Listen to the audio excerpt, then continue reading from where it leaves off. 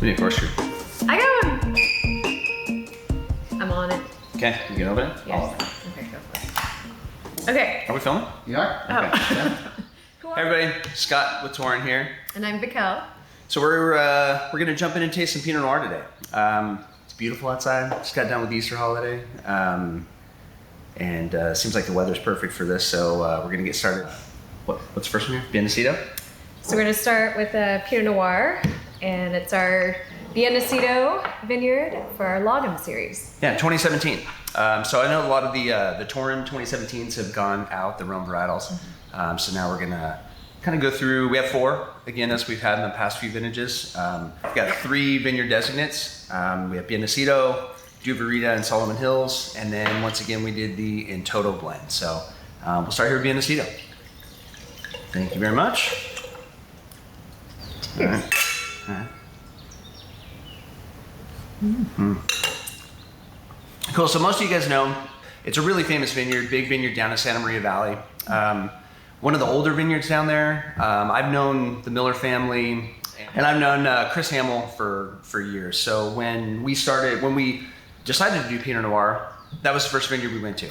Gave Chris a call, said, hey Chris, I know you guys are in high demand. Is there any way you can squeeze out a little bit of acreage so we can start this little project that we really wanted to do? And a lot of it was kind of your driving force. We drink a lot of Pinot Noir and Chardonnay when we are at home or when we go out to restaurants. I just find Pinot goes well with all kinds of food. I love the tannin structure on it. I love the texture of Pinot Noir. So I asked Scott, will you please make some Pinot Noir? Yeah.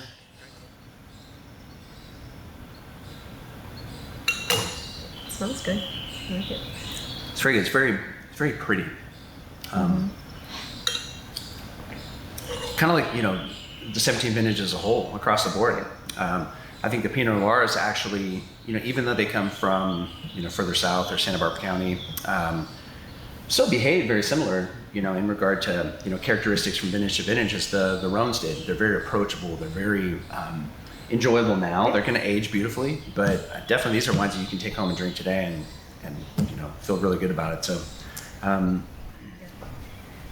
there's a lot of thoughts about Pinot Noir that it's one of the more difficult wines to make. Mm-hmm. Would you agree with that? Or I think it's one of the more difficult grapes to grow, maybe. We always liken it to Grenache, right? So for being predominantly a Rhone producer, people talk about Pinot Noir and Grenache maybe being kind of similar in that regard, right? Just in that they're very transparent. They kind of show their cards right away. They're really feminine, beautiful wines. But Grenache, you've got significantly more alcohol you're dealing with. So just different sets of challenges, but they express themselves in a lot of similar ways. So it's better behaved than like our children, usually?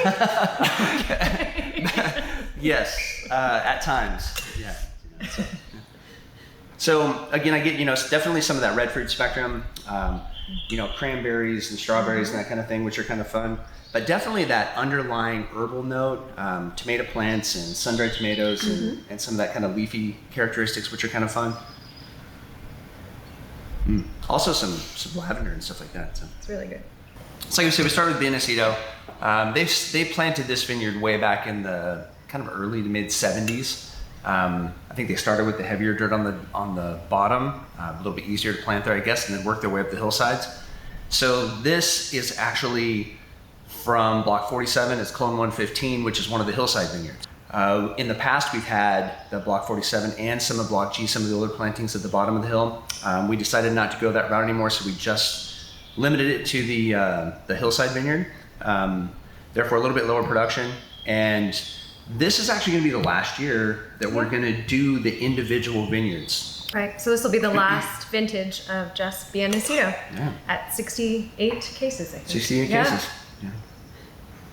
All right, so when we end this one, we're going to follow up with our other vineyards, Solomon Hills, Duvarita Vineyard, and then we'll go over In Toto, and then we'll go over the Chardonnay as well. Yeah, I think we'll finish up with the Chardonnay. That'll be fun.